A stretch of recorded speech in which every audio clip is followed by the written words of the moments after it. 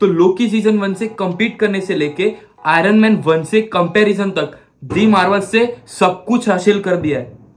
कुछ ज्यादा ही मेटाफोरिकल हो रहा हूं, लेकिन दी मार्वल्स का एंडिंग और post credit scene upcoming MCU के यूनिवर्स के लिए बहुत ही ज्यादा इंपॉर्टेंट हो जाता है। तो सबसे पहले स्पॉइलर वार्निंग के साथ आज हम लोग डिस्कस करने वाले हैं दी मार्वल्स के एंडिंग और पोस्ट क्रेडिट सीन के बारे में, जो कि आने वाले एमसीयू के यूनिवर्स के लिए बहुत ही ज्यादा इंपॉर्टेंट है। तो सबसे पहले दी मार्वल्स के एंडिंग के बारे में डिस्कशन करें तो यहाँ पे हमको ये देखने मिलता है कि अपनी कमाला खान मतलब अपनी मिस मार्वल्स आयरन मैन 1 के अंदर पोस्ट क्रेडिट सीन के अंदर दिखने वाले अपने निक फ्यूरी के जैसे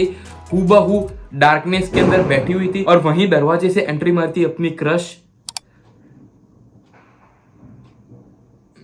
मतलब तुम लोगों की क्रश, मेरी, हाँ मतलब हम सभी की क्रश अपनी केट बिशप, जहाँ पे अपनी केट बिशप का डॉग लकी भी वहां पे मौजूद होता है। और जैसे ही केट बिशप घर के अंदर एंटर करती है, शैडोज से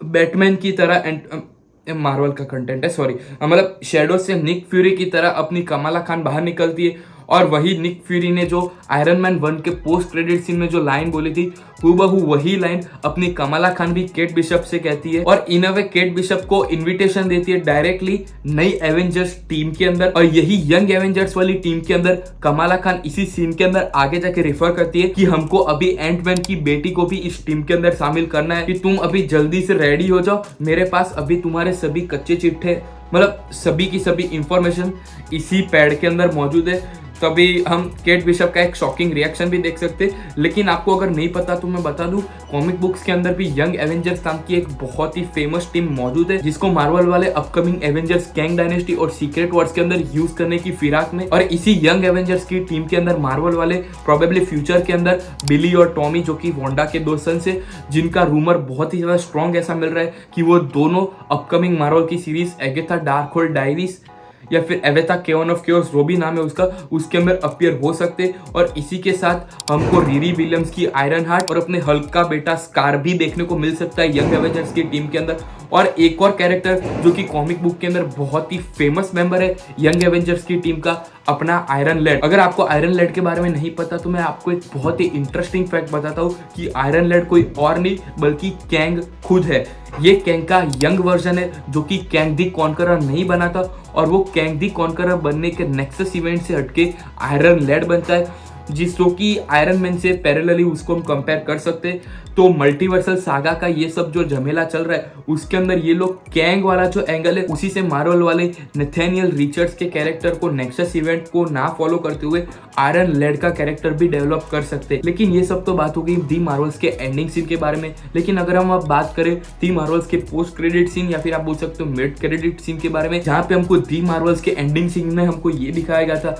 कि अपनी मोनिका रैम्बो जो दो यूनिवर्स के बीच में वो जो वॉर्म होल क्रिएट हुआ था उसको फिक्स करने के लिए दूसरे यूनिवर्स के अंदर चली जाती है। तो उसी यूनिवर्स से ये सीन स्टार्ट होता है जहाँ पे हमको मारिया रैम्बो देखने मिलती है अल्टरनेट यूनिवर्स में, जहाँ पे मोनिका रैम्बो उसकी मॉम समझ के उसको सबसे पहले ग्रीट करने लगती है। लेकिन बाद में उसको ये पता चलता है कि वो उसकी मॉम नहीं है और दरअसल उस यूनिवर्स के अंदर जितनी भी चीज़ अपने अर्थ 616 के अंदर चल रही थी उससे सब कुछ उलट फेर वहां पे चल रहा है। और वहां पे हमको एक्समैन के बहुत ही इंपॉर्टेंट कैरेक्टर बीस्ट की फर्स्ट अपीयरेंस देखने मिलती है मार्वल सिनेमैटिक यूनिवर्स के अंदर। और इसी बीस्ट को मार्वल सिनेमैटिक यूनिवर्स के अंदर directly X Men days of future past से अडेप्ट किए गए और हमको बैकग्राउंड के अंदर भी एक्समैन के कई सारे क्लियर कट रेफरेंस देखने को भी मिल रहे थे, जहाँ पे हमको एक्समैन का वो एक्स वाला डोर भी देखने को मिला था। और एक और एक्समैन का रेफरेंस हमको लोकी सीजन 2 के अंदर भी देखने मिला था, जहाँ पे वो टेम्पोरल लूम वाला जो रूम होता है उसको खोलने वाला जो गेट होता है मेन, वो भी एक्समैन के गेट से बहुत ही ज्यादा पैरेलली रिजेंबल कर रहा था। और इसी के साथ हमको मारिया रैम्बो का भी फर्स्ट अपीयरेंस देखने को मिलता है,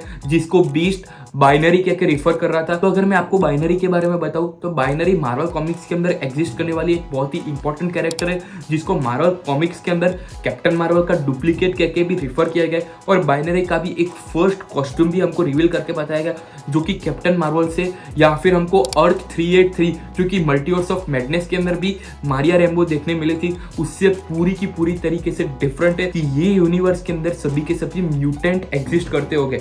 तो लेकिन आप सभी के मन में एक सवाल खड़ा हो रहा होगा कि तूने ये थंबनेल के अंदर लोकी का फोटो यहाँ पे क्यों लगा? तो आपको अगर मैं बताऊँ तो लोकी सीजन 2 का ending in a way the Marvels के पोस्ट क्रेडिट या फिर मिड क्रेडिट सीन से बहुत ही ज़्यादा इंपॉर्टेंटली कनेक्टेड है, क्योंकि पहले जब लोकी सीजन 2 के अंदर सेक्रेट टाइमलाइन वाला कंसेप्ट चल रहा था वहाँ पे कोई भी अल्टरनेट यूनिवर्स एग्जिस्ट ही नहीं करता था। लेकिन जैसे ही लोकी सीजन 2 के एंडिंग में हमने ये देखा कि लोकी ने पूरे के पूरे टाइमलाइंस को हैंडल करना या फिर मैनेज करना जब से स्टार्ट किया, वहाँ पे सभी की सभी टाइमलाइंस ट्री की ब्रांचेस की तरह इन अ वे प्रोलिफरेट करना स्टार्ट हो गई थी या फिर बढ़ना स्टार्ट हो गई थी। तो इस बात का सीधा सीधा मतलब ये था कि अब मल्टीवर्सल सागा के अंदर वो जो सेक्रेट टाइमलाइन वाला जितना भी कंसेप्ट था वो अब इरेज हो चुका है, और अब जितनी भी टाइमलाइन एग्जिस्ट करती है वो सभी इंडिपेंडेंटली अपने हिसाब से ग्रो करेगी। तो इसका मतलब ये है कि डेडपूल की अपकमिंग मूवी जो कि 26 जुलाई 2024 को रिलीज होने वाली है, उसके अंदर दिखने वाला एक्समैन का यूनिवर्स ले लो या फिर फैंटास्टिक फोर के अंदर दिखने वाला जो यूनिवर्स होगा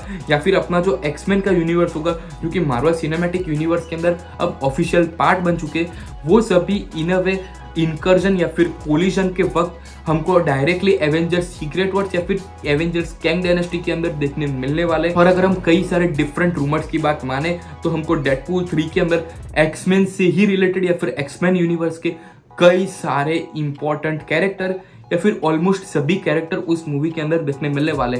तो बहुत ही ज़्यादा स्ट्रॉन्ग चांसेस ये है कि दी मार्वल्स का एंड क्रेडिट सीन या फिर मिड क्रेडिट सीन डायरेक्टली जाके सबसे पहले कनेक्ट हो जाए डेडपूल 3 मूवी के साथ। तो ये सब तो थी महज सभी तुक्के जो कि सही भी हो सकते या फिर गलत भी हो सकते। तो आखिर में जाते जाते आपको अगर ये वीडियो अच्छा लगा हो तो लाइक जरूर कर देना, चैनल पे नए हो तो सब्सक्राइब करना मत भूलना, बाजू में आने वाला बेल आइकन भी जरूर से प्रेस कर देना, और कमेंट सेक्शन के अंदर दी मार्वल्स के मिड क्रेडिट सीन और पोस्ट क्रेडिट सीन से रिलेटेड आपके दिमाग में कौन सी थियरी चल रही है उसको भी मेंशन करना जरूर से मत भूलना। और आने वाले वीडियो के अंदर मैं आपको जल्दी ही ऐसे मिलूंगा, तब तक के लिए गुड